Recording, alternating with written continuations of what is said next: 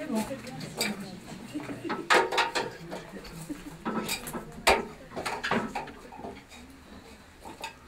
Alors, tout le monde est là?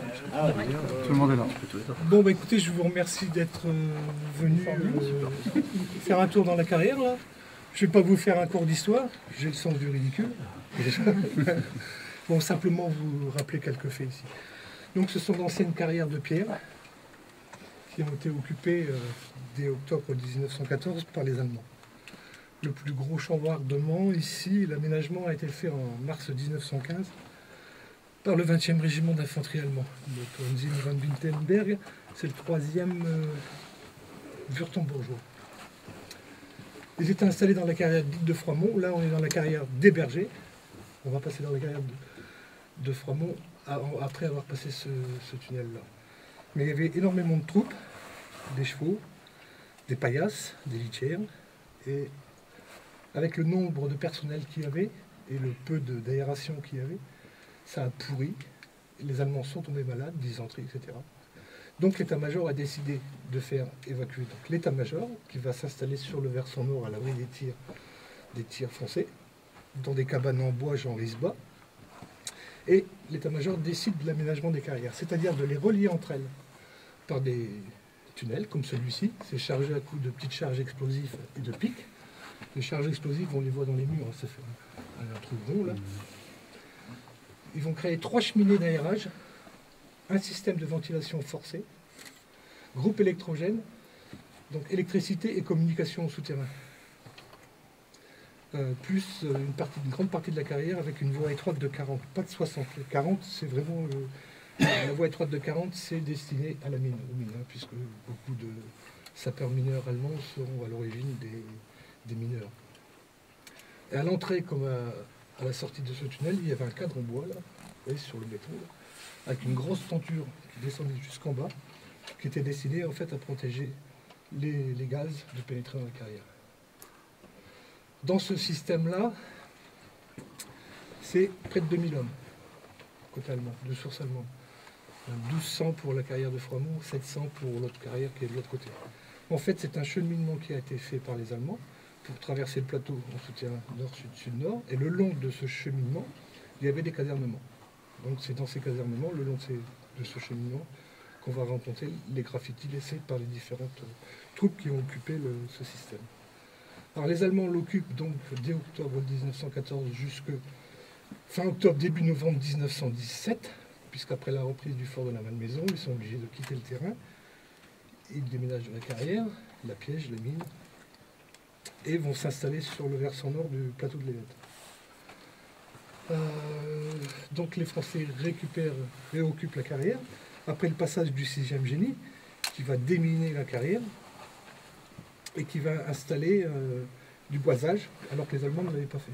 Mais ça, c'est certainement psychologique pour que les troupes françaises puissent rentrer en toute sécurité, enfin, avoir l'impression d'être en toute sécurité dans ce système-là. Et puis, en février-mars 1918, pendant 6 semaines, des troupes américaines de la 26e Yankee Division interviennent ici, en secteur défensif, c'est-à-dire, en fait, ils étaient en entraînement en ligne. Et pendant ces 6 semaines, ils vont perdre 444 hommes mis hors de combat. Les Allemands, dès qu'ils ont su que les Américains arrivaient, ils ont voulu leur faire savoir que ça ne serait pas si simple que ça. Et en 6 semaines, ces soldats américains vont laisser 60% des graffitis qui sont dans la carrière, alors que les Allemands l'ont occupé pendant presque 3 ans. Donc on va visiter tout ça. Et puis, donc après ce secteur-là, les Américains partent sur le secteur de Toul. Les Français continuent à l'occuper. Et puis dans la nuit du 26 au 27, et bien, deuxième bataille de la Marne, donc ils repassent au-dessus très très vite les Allemands. Ce que nous, on a mis des mois à reprendre, eux, en 4 heures, vont passer. Donc on va prendre le tunnel et on va aller en direction de la ferme de Froidmont, de la carrière de la ferme de Froidmont. Victimes de la préparation et de l'attaque nouvelle pour la plupart. Elles sont intéressantes parce que le numéro de régiment, le nom du régiment est inscrit sur les plaques, alors que maintenant, dans les nécropoles allemandes, il n'y a plus d'indication régimentaire. Donc là, on a des grenadiers de la garde à pied, différents régiments d'infanterie, régiment de réserve d'artillerie de campagne, là-bas, avec le numéro de la batterie. Vous voyez, les dates, c'est 6, 4, 17, 19, 4, 17, 5, 17, enfin bon, c'est vraiment des victimes de l'offensive Nivelle. Voilà. Et le dallage de cuisine avec. Et la maison a changé de propriétaire, donc le nouveau propriétaire a enlevé le dallage. Et en fait, les plaques avaient été retournées. Et donc, on a pu en récupérer quelques-unes. On a la chance d'en récupérer quelques-unes sur la centaine qui était là-bas. C'est de la pierre bleue de Belgique, mais c'est une sculpture mécanique.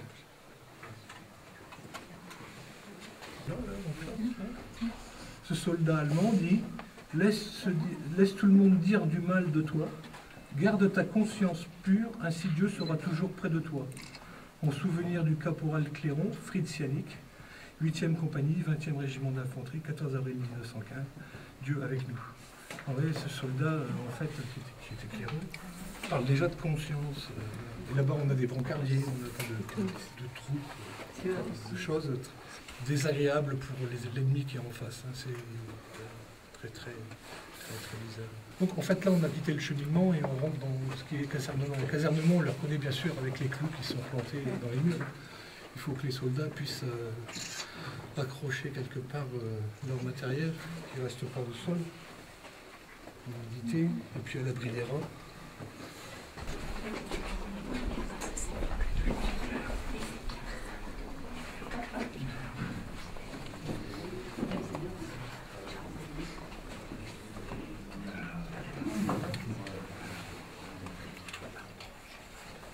Alors derrière nous, on a quand même quelque chose de très curieux, qui est très parlant. On a la devise latine, Ave César Morituri et Salutant. Donc, bon, vous voyez l'état d'esprit de ce soldat, ou de ces soldats. La petite niche, le petit hôtel, l'a fait par le mousquetaire Cohen, qui a déjà 2 années de guerre, 1915-1917, 2 années de guerre. Et puis à droite, la décoration allemande, la croix de fer. En fait, ceux ou ces soldats qui ont représenté ces 3 choses, c'est très particulier. Ça peut représenter, enfin, n'importe quel soldat, n'importe quelle nationalité aurait pu faire ça. C'est un condensé, je pense, moi, de la vie de ces soldats. Il est vivant. À gauche, il y a ceux qui l'appréhendent, et à droite, ceux qui l'espèrent. Alors, je vous demande de ne pas oublier la devise Ave César Morituri Salutant, parce qu'on verra côté américain le pendant de cette devise latine. Bon, dans la carrière, il y a à peu près 1 millier de traces du premier conflit mondial. Et quand on parle de haine, on peut s'apercevoir que la haine, elle est absente une fois qu'on est à l'abri, puisque ce soldat français, s'il avait vraiment eu la haine, les écrits allemands à côté auraient disparu. Là, il a bien préparé son plan avant d'écrire son nom. D'ailleurs, on voit la différence de teinte. Hein. Il y a déjà 2 années d'occupation de guerre à droite, le fond est plus gris, et puis le soldat français, quand il arrive, prépare, c'est bien blanc. Il écrit son nom. Il complète, en fait. Et le système de ventilation forcée faisait qu'il pouvait aussi mettre des foyers dans la carrière, puisque les fumées étaient évacuées par ce système de ventilation forcée, par le plafond. Voilà, c'est pour ça qu'il y a encore des tuyaux à poêle. Il y a des petits poêles aussi. Et il y avait 3 fours aussi, hein, pour cuire, pour faire de la cuisson dans la carrière, les 3 fours. Là, on a une trace c'est pareil, de signaleur du 91e d'infanterie, qui date du 6 décembre 17, compagnie au rang. Les signaleurs étant les téléphonistes, télégraphistes qui apprenaient les signaux optiques et par drapeau. Donc ce signaleur, 6 novembre 17. Et puis ici, là, on a quelque chose qu'on n'a pas l'habitude de rencontrer souvent. Il ne faut pas mettre trop de lumière dessus. Là. Cette petite tête d'infirmière, là, elle n'a pas de nationalité. Toutes les infirmières ont la même coiffe, donc. Et le soldat qui l'a fait, je pense qu'il l'a fait pour lui, il l'a pas fait pour les copains. Quand il y a des personnages féminins qui sont représentés, c'est sans équivoque, on sait pourquoi elles sont représentées. Mais là, vraiment, cette petite tête-là, quelques coups de crayon, très superbe. Avec une croix de fer au-dessus, là, d'un autre régiment, du 161e régiment d'infanterie de réserve. Là. Les soldats peuvent se perdre, donc voilà, c'est très très organisé. Première section, l'autre là-bas, deuxième section d'un autre régiment avec la compagnie.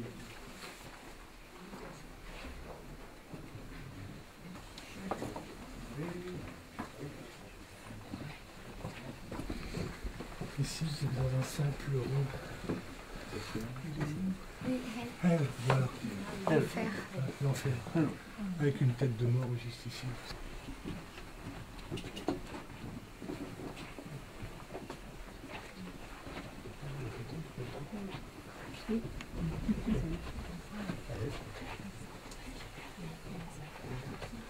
Donc, là, sur la droite, c'est un panneau d'avertissement pour les troupes qui viennent du versant nord.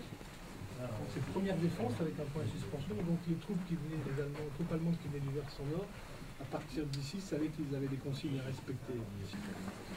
Derrière nous, il y a une salle là, qui est fermée par donc cet appareillage cimenté. Là. En fait, derrière cette petite salle, là, il y a un accès qui monte directement sur les tranchées sur le plateau. C'est juste le passage d'une personne. Hein, voilà. Donc pour ne pas avoir un accès direct dans la carrière, ils avaient bouché cette pièce. Donc on ne pouvait emprunter que ce petit couloir qui montait et qui redescendait du plateau directement des tranchées. Après les inscriptions, là, Théolaire Pierre et Schmitt, là, le territorial, il y a un mur monté en pierre sèche mais qui n'est pas cimenté. Et c'est une partie de la carrière qui nous est bouchée, tout l'est de la carrière nous est bouché par les éboulements. Et généralement, quand il y a des soldats allemands qui sont sous les éboulements, ils montent un mur de pierre, mais pas cimenté, c'est donc un mur de pierre sèche. Bon, ici, il y avait une chapelle. La plupart des pierres, des sculptures ont disparu. Les dates qu'il y a sur le mur là-bas, ce seront des visiteurs ou des carriers. Comme les charpentiers, ce sont des carriers, une famille de carriers. Et de cette chapelle, il ne reste en fait que Saint-Laurent qui est là-bas, qui était caché derrière la Hague, c'est-à-dire les déchets de taille faits par les carriers. Voilà comment les carriers rangeaient leurs déchets de taille en fait. C'est toujours très propre, il faut que les allées soient bien propres pour pouvoir passer avec les chevaux et les clés. Donc les déchets de taille sont posés sur les côtés, bien empilés et coincés par les pierres. Donc le Saint-Laurent là était lui caché derrière la Hague. En fait, il y avait que le haut de la croix qui dépassait. Donc il y en a peut-être encore derrière la Hague, encore là-bas. En fait, les carrières des cases ont été assez profondes. Les habitants des villages venaient se réfugier dans ces carrières avec le bétail généralement, dès qu'il y avait une incursion ennemie. Et puis on attendait que ça se passe et que les assaillants prennent le large pour redescendre. Donc Saint-Laurent, lui, est représenté avec son instrument de supplice, puisqu'il a été passé sur un immense barbecue par les Roumains, sur le Grill. D'ailleurs, c'est le saint patron des mois. Des rôtisseurs, voilà, des rôtisseurs, et aussi des verriers, des vitriers, des verriers. L'Américain, la fête qu'il a gardé, a écrit sur la tête de mort Bosch Culture. Au centre, là, juste en face de nous, la croix, là, c'est la croix des Chevaliers de Colombe. C'est une association créée à la fin du 19e pour protéger les catholiques des excès, des écrits faits par les puritains anglais, catholiques qui arrivaient au mouvement. Bien sûr, il y a les francs-maçons. Ce sont des initiales plus ou moins travaillées, généralement très travaillées. Il y a une recherche savoir comment on va représenter ces initiales, une recherche graphique de cette représentation qui est assez originale. Et puis des noms complets, et puis là c'est la compagnie A du 101e bataillon de mitrailleurs. Alors ces Américains, pendant 6 semaines, vont faire 60% des graffiti qui sont à la carrière. Il y a un soldat américain d'origine irlandaise. Le trèfle est représenté, le trèfle est à trois feuilles est représenté. Il y a son nom, O'Neill. En dessous le nom, il y a l'AOH, qui est en fait une association, une des premières associations créées aux États-Unis. Donc cette association, c'est l'Ancien Order of Hibernians, l'Hibernie étant l'ancien nom de l'Irlande. Et c'est créé, société secrète créée pour protéger les nouveaux arrivants irlandais des mafias juives et italiennes déjà installées. Ça, c'est créé à New York. Ça existe toujours chez Ray Colomb, etc. Et la WASH existe toujours aux États-Unis. C'est plus une société secrète, non, ça existe toujours. Et en dessous de la WASH, on a à gauche le drapeau avec la harpe et à droite le drapeau américain. Donc il est américain, mais il est d'origine irlandaise et tous les Irlandais qui sont ici vont le faire savoir. Et juste à côté, vous voyez, il y a des initiales qui sont faites au crayon de bois. C'est la façon dont on va pouvoir graphiquement représenter ces initiales, entrelacées, mêlées, etc. Donc il y a cette recherche-là. Et à droite, il y a la croix de guerre française. C'est comme le soldat allemand là, qui avait fait sa petite niche. À droite, c'est ce qu'ils espèrent aussi, ces soldats, c'est avoir, par leur mérite, cette croix de guerre. On a les insignes de cavalerie avec la tête de cheval et les sabres croisés, sachant que tous les troupes, les bataillons de mitrailleurs américains sont issus de troupes de cavalerie. Donc ils gardent cet insigne-là. Les initiales après qui sont représentées à côté. Sur la gauche, on a un soldat qui vient février 1918, qui précise, il vient de Boston, Massachusetts, USA, Kelly. Ça vient de bataillon de mitrailleurs, différentes initiales encore, et puis là, malheureusement, des sculptures qui ont disparu. Les initiales peut-être prémonitoires, GIG. La question, l'interrogation. En fait, là, il y avait des initiales très travaillées. Il y avait une colombe aussi qui était représentée là, et une feuille d'érable.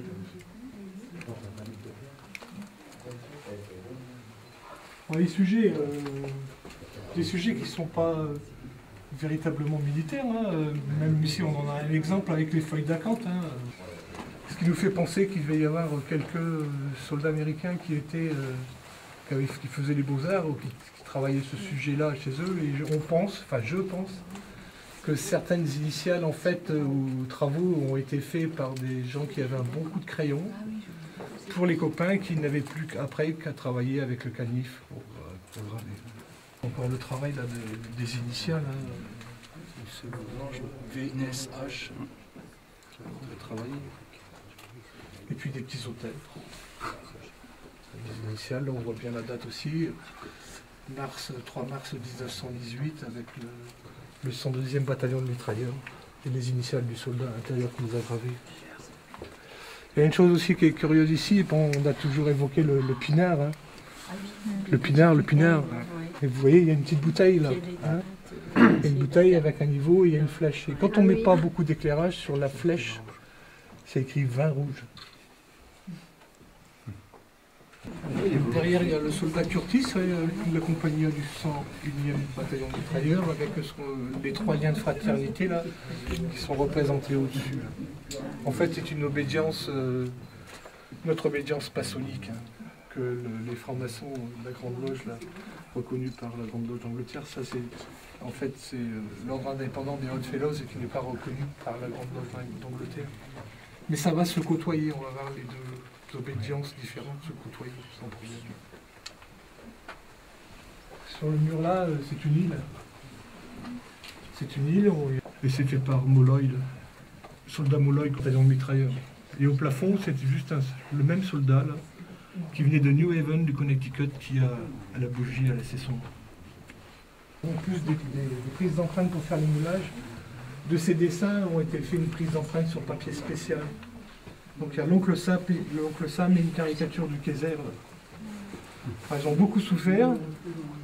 Les personnes qui ont fait ça ont eu un très mauvais négatif et nous, on a une image qui est très très altérée alors qu'elles étaient vraiment superbes et d'une finesse vraiment superbe. Quand on a les originaux, on voit les originaux, c'est quand même un contraste dingue.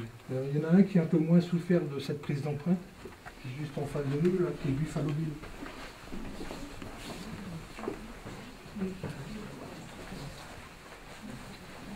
Alors ça aussi, c'est pris sur une gravure faite par un artiste américain qui s'appelait Thomas. Et c'était une représentation de Buffalo Bill jeune, représenté avec son Stetson, puisque Il a fait beaucoup de pubs pour le chapelier, la Stenson. Alors lui a un peu moins souffert des dégâts de la prise d'empreinte. À la fin du 19e, avec son cirque, là, son Barnum, là, du World Wide West Show, là, il était stationné à Laon, le train qui transportait les chevaux, puisqu'il y avait 350 cavaliers dans son cirque. Enfin, en fait, c'est ce que refont c'est Disneyland Paris, là, le World Wide West Show. Là. Donc lui faisait ça jusqu'à la fin du 19e. Je crois que c'est 1895, la dernière visite là, de Buffalo Bill. Et son train était stationné à Laon, au champ de manœuvre. Et les Allemands se sont inspirés du transport des chevaux du ciel de Buffalo Bill là, pour transporter leurs chevaux pendant la Première Guerre mondiale. Ouais, ça fait partie des mythes américains, hein. Comme Davy Crockett. Davy Crockett, en fait, son vrai nom, c'était Croquetage. C'était le fils d'un pasteur français émigré aux États-Unis qui, dès qu'il arrivait en Amérique, a anglicisé son nom. Donc il a enlevé le H et c'est devenu Croquette tout court. Je ne sais pas s'il y en a beaucoup, même en Picardie, de cette épitaphe de deux Carrier, le père et le fils, qui sont toujours, qui ont une concession à perpétuité ici, hein, juste en face, ils sont toujours là-dessous. Donc c'est au souvenir de Laurent et de Francis, Laurent Mulpat et de son fils Francis, écrasés en cette place, le 11 du mois de mai 1838. Priez Dieu pour leurs âmes. Voilà, c'est un graveur qui est venu faire ce petit texte, cette épitaphe, là, quelques jours, 4 jours après l'accident de ces deux carriers. Et je ne connais pas beaucoup d'épitaphes dans ce genre. Pourtant, il y a eu beaucoup d'accidents, mais je ne connais pas trop si bien fait. Bon, c'est typiquement compagnon, hein, il y a les larmes autour de chaque calvaire, là. 2 têtes de mort et tibia croisés pour chaque personne, individu. Et pour relier le père et le fils dans la mort, il y a 2 outils de carrier qui sont entrelacés tout en bas. Malheureusement, l'inscription aussi a été... il y a une prise d'empreinte qui a été faite sur l'inscription. Honneur à la popote des bois sans soif, sous-officier du 64e Biffin, gérant Laurent Duche, le bois sans peine. Alors le terme Laurent Duche, il ne faut pas l'oublier, on ne va pas l'oublier parce qu'en fait, ce qui est représenté, les dessins qui sont représentés autour là, eh ben, c'est Amélie Elie, dit Casque d'Or, et un de ses amants, juste en face, là, avec la casquette. Voilà. En fait, Amélie Elie, Casque d'Or, se marie en 1917, après une vie assez particulière dans la région, dans Paris. Et je pense que le petit journal illustré a dû en parler et la représenter. En fait, la dame à gauche avec la cigarette et le chignon, là, on la retrouve posant, photographiée devant une peinture de pied faite par le peintre Després pour l'exposition de Paris de 1902. Et elle est dans cette même pose-là avec la cigarette, devant sa peinture, la représentant aussi avec son chignon et la cigarette.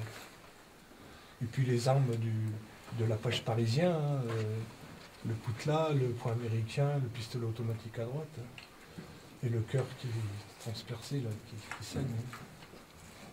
Alors il y a 2 dates, il y a 8-4-18 et au-dessus 21-5-1918. C'est-à-dire que 5 jours après, dans la nuit du 26 au 27, les Allemands repassent au-dessus. Voilà. Alors ça là, c'est vraiment de l'autodérision. Hein. Certains, il y a des gens qui se sont sortis, ils se sont tournés aux États-Unis, ils ont travaillé dans la pub, le design, des trucs comme ça. Le nom et le prénom qui sont l'un dans l'autre, il faut avoir cette idée-là. Harvey Marie, le H est dans le M, le E dans le O, 2 fois R, le V dans le L, 2 fois E, et le E dans le Y. Il faut avoir quand même un esprit particulier. Bon, et puis comme on n'est pas loin de... En fait, tout ça, c'est la Nouvelle-Angleterre, hein, c'est le 26e Yankee Division. Donc frontière avec le Canada, et on a souvent des noms à consonance française, hein, comme Colbert là, en haut là.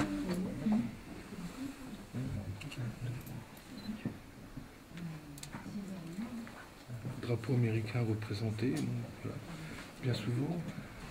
Stratford comme étiquette. Ce qu'on va avoir à partir d'ici aussi, assez récurrent. Voilà. Donc MGM, les initiales du soldat, la compagnie G du 101e.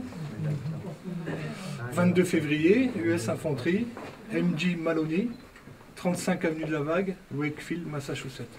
Donc l'adresse est complète là. Voilà. C'est ce qui va être récurrent, ce qu'on va trouver assez souvent. Sur la droite, il y a encore la place. Il y a tout ce mur-là qui est fait aussi. À gauche, en dessous, il y a le drapeau français, c'est bien écrit France en dessous, et à droite, le drapeau américain, c'est marqué USA. Et il y a un profil qui est gravé aussi, avec un drapeau américain en tête, vous voyez, en esprit. Et en dessous de l'œil, il y a une larme. Quand vous éclairez, vous voyez bien, il y a une larme en dessous de l'œil. Alors, qu'est-ce que vous en pensez? Absolument formidable. Il y a des heures à passer là. C'était pas tout petit pour suivre l'étude là. Est-ce que vous avez exploré Pas tout. Pas des toute la autres création. Non, Pas tout. Parce qu'on n'a pas trop de temps.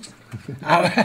Et puis il y a des zones qui ont été rebouchées alors qu'elles avaient Oui. été occupées. Donc derrière ces zones rebouchées, il y a certainement des gravures qui apparaissent, puisqu'il y a des clous, etc. Parce que tout le long de l'occupation allemande, les circuits de circulation ont été changés. Donc on voit des pièces, en haut on voit des clous, qui sont rebouchés complètement. Donc on sait que des soldats ont stationné dans cette partie-là. Donc en linéaire, on a une idée de ce que ça peut représenter? En À linéaire, peu près, oui, en longueur de galerie. Mais tout ça fait plus de 20 km. 20 km. puisqu'on retombe sur le versant nord dans une carrière qui est reliée à d'autres carrières. Non, c'est un ensemble immense. C'est énorme. Oui, c'est énorme. Et en dessous de nous, il y a un deuxième niveau qui est fermé depuis 1917. 60 mètres en dessous de nous, il y a le canal souterrain de Loisalène, qui fait 1 km 365 et qui était relié à tout ce système, depuis les tranchées jusqu'au canal. Le canal était asséché, il y avait 3 grandes péniches à l'intérieur qui servaient d'hôpitaux pour les Allemands.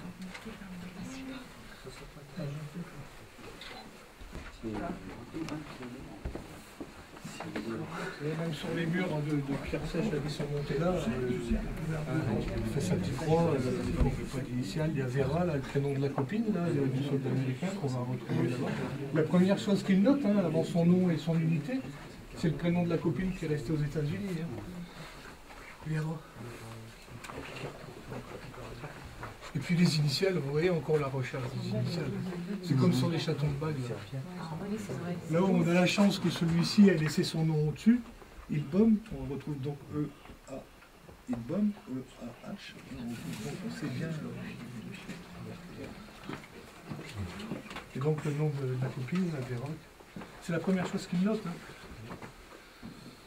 Hein. Fleur de lys, une Bible ici, un calvaire en dessous.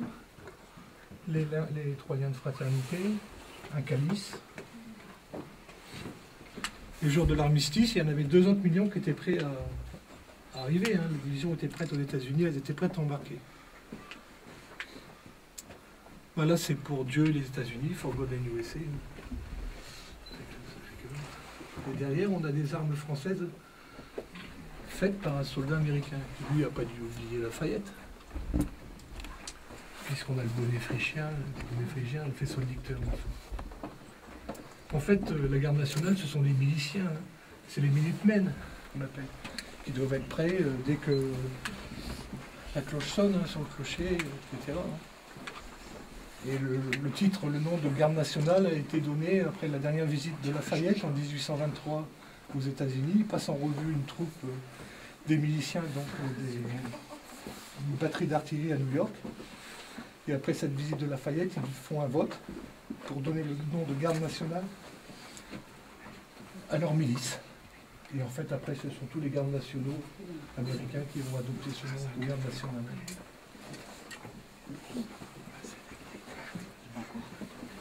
Vous vous rappelez la devise avec César Maurituric et Salutant? Vous voyez comment le soldat américain se représente là? En gladiateur.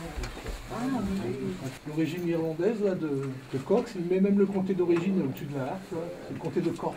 Les soldats qui disent appartenir donc à des loges maçonniques, le uniforme, avec le numéro de la loge, et aussi à la WASH, donc cette association secrète irlandaise.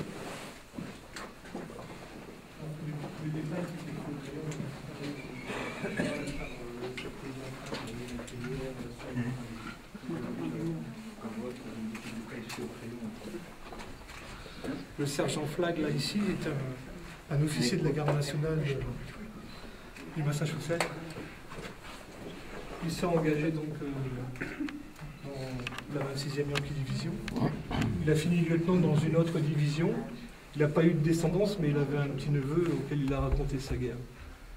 Et il lui a expliqué qu'il a été gazé, bien sûr, mais aussi que plusieurs fois, une voix intérieure lui disait de s'éloigner d'où il était. Et par 2 fois étant parti de l'endroit où il était, les obus étaient tombés juste à l'endroit où il se trouvait auparavant. Et ce soldat-là a la particularité de s'être battu pendant 20 ans pour 5 mois de solde qu'on avait oublié de lui payer. Donc c'est passé par son gouverneur, sur le Congrès, le Sénat et Congrès américain, et en 1937, il a reçu une lettre du président Roosevelt lui disant que ces 5 mois de solde allaient lui être payés. Donc ça, c'est dans la maison de la famille, la lettre, le stylo, tout. Et il a expliqué à sa famille que c'était pas pour le bonus argent, c'était pour prouver qu'il avait été un des premiers volontaires américains engagés. Et puis il y a les tout petits panneaux, là, comme ici, Caporal Medley, compagnie I, 102e US Infanterie, AEF, donc corps expéditionnaire américain, mars 1918. Et vous voyez la dernière ligne?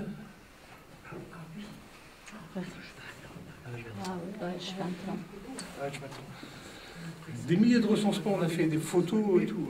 C'est le seul soldat où on a vu qui indiquait son âge. Donc, on écrit ce qui nous semble le plus, à mon avis, ce qui nous semble le plus au cœur, quoi.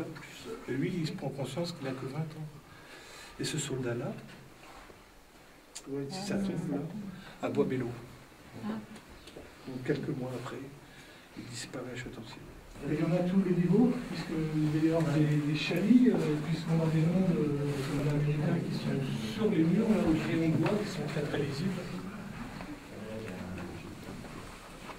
Comme ici, le caporal Rossel.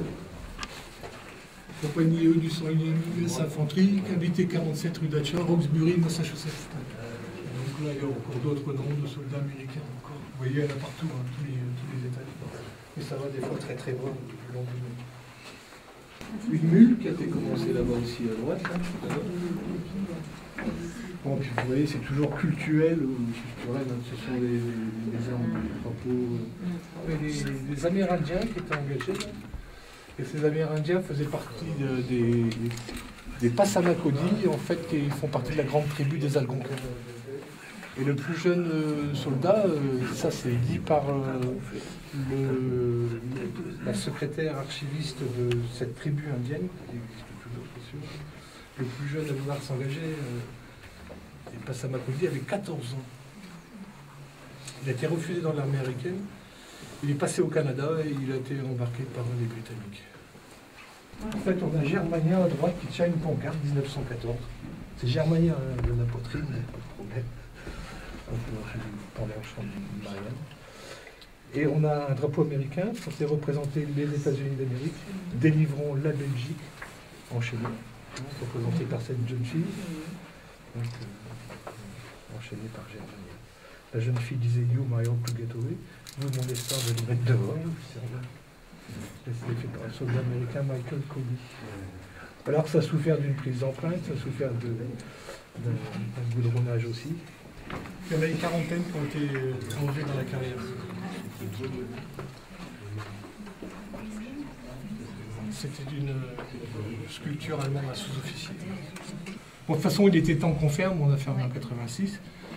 On a fait quand même le travail pour l'inscription Et maintenant, le classement est fait. Mais enfin bon, ça nous arrive encore maintenant d'être cassé et puis d'être visité.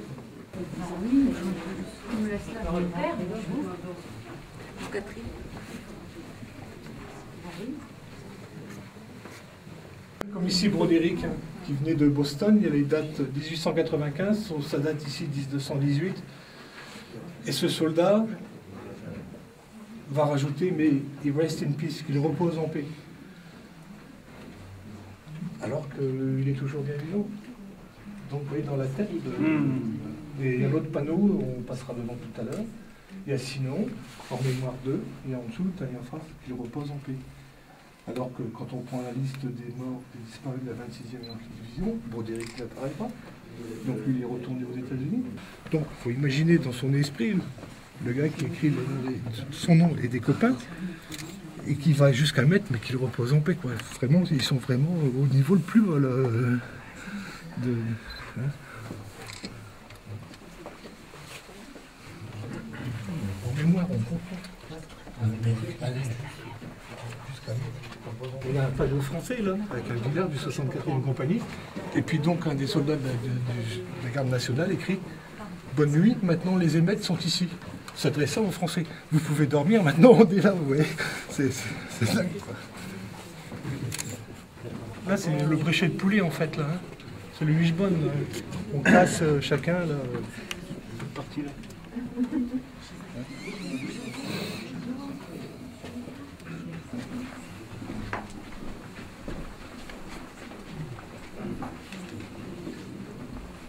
C'est joli, celle-ci aussi. Hein. Ouais. Sur le côté, là, il y a un peu de silhouette d'un soldat américain, sentinelle, avec son chapeau de campagne, et puis les tentes derrière. Et c'est juste un trait de crayon. On va parler d'Eugène Gourmelen là-bas. En fait, Eugène était charpentier de marine, capornier, et le jour de la déclaration de guerre, avec son bateau, là, où il était engagé, là, il passait le Cap Horn, donc avec le Montmorency 2, 4 mâts barques. Et puis 28-4-18, il finissait de sculpter dans le calcaire de la carrière son bateau.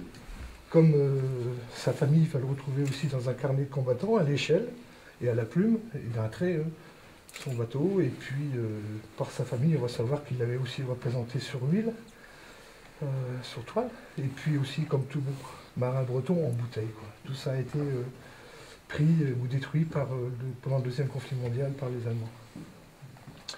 Et Eugène Gourmelen, donc, finit son voilier, là, puis sa compagnie est remplacée, donc il échappe à l'attaque du 27, il n'est pas prisonnier, il n'est pas fait prisonnier, et puis un mois avant l'armistice, il prend une balle dans la main gauche, qui lui sectionne 2 doigts de la main gauche, et qui va lui briser l'humérus droit. Et il repart à l'arrière par ses propres moyens. Mais il prend des éclats d'obus sur le côté qui lui abîment côte et poumons. Donc il va être soigné, récupéré, ramassé, soigné. Et le jour de l'armistice, on lui recasse le bras droit parce que ça s'est mal ressoudé, mais ça se ressoudera aussi mal. Et en fait, après la guerre, il refait 2 ans de marine, mais il est trop physiquement abattu. Il est gazé, plus tous les blessures qu'il a eues. Et il réussit à avoir un emploi réservé à l'arsenal de Brest, où là-bas il fait une machine qui est exposée au musée de la marine, qui réduit le temps de fabrication des calboutiers. Enfin, c'est un artiste, il a pris beaucoup de têtes et puis beaucoup de choses dans les mains, il sait travailler. Et pour améliorer l'ordinaire, dans son coin de Bretagne, avec des amis anciens combattants, il fait une petite troupe musicale qui fait les fest-noz et les balles le week-end pour les mariages, etc. Et il joue de l'accordéon avec 3 doigts en moins à la main gauche. Voilà, donc on a l'histoire d'Eugène Gourmelen racontée par son fils, on a des photos d'Eugène, etc. Donc en fait, toute sa vie est bien après la guerre, et quand il n'a même pas pu voyager, naviguer, la marine, son bateau et surtout son 4 mâts barque, là, le Montmorency 2 était toujours dans sa tête. Il est resté sous les bombardements anglo-américains à Brest avec son fils. Et après les bombardements américains, quand ça s'est calmé, il était parmi quelques 3000 Brestois qui étaient restés, et puis partie des survivants de ce bombardement anglo-américain. Il a dit à son fils, qui était très très jeune, il a dit, tu sais, ce qu'on vient de vivre, c'est plus fort et plus important que ce que moi, j'ai pu vivre sous les bombardements à Verdun ou sous le chemin des Dames. Voilà. Donc ben voilà, une petite histoire d'un illustre inconnu encore, poilu français. Eugène Gourbelaine. Presqu'île de Crozon. Le 64e d'infanterie, en fait, était un régiment vendéen et breton, de Vannes. Voilà les lieux où c'est vrai qu'il était quand même mieux d'être installé dans une carrière comme ça, avec un système de ventilation forcé, qu'en face, dans les marais, dans la vallée de l'Aisne.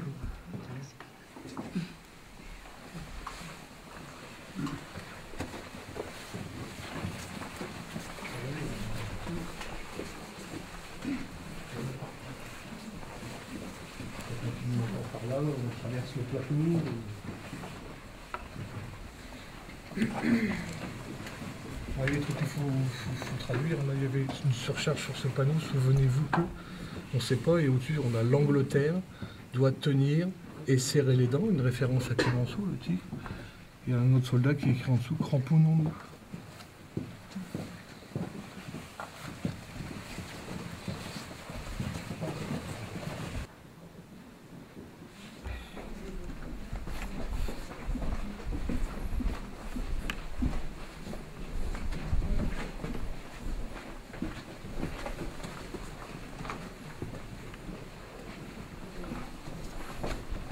Je pense que c'est la moindre des choses qu'on puisse faire pour tous ces gens.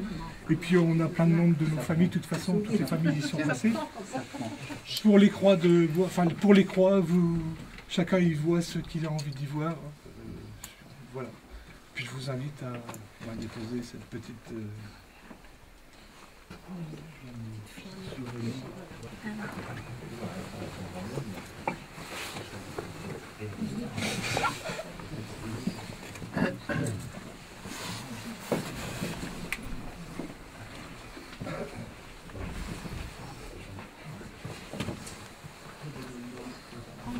Bon, le sergent Stubby, là, c'est un chien. Là. Je vous engage à regarder sur Internet, parce que c'est une superbe histoire aussi, cette histoire de Stubby. C'est vraiment extraordinaire. Et en sortant, vous voyez, il y a une caricature de soldats allemands, là, de sanglier avec le... Donc, je pense qu'on peut vivement remercier M. Chauvin pour cette visite. Il nous a fait découvrir ce Lascaux, finalement, de la Première Guerre mondiale. C'est une visite vraiment intéressante. Moi, j'avais déjà fait la visite, mais là, j'en ai vu beaucoup plus. Ça n'a rien à voir. Donc, vraiment, merci beaucoup au nom de l'association des professeurs d'histoire-géographie. Merci.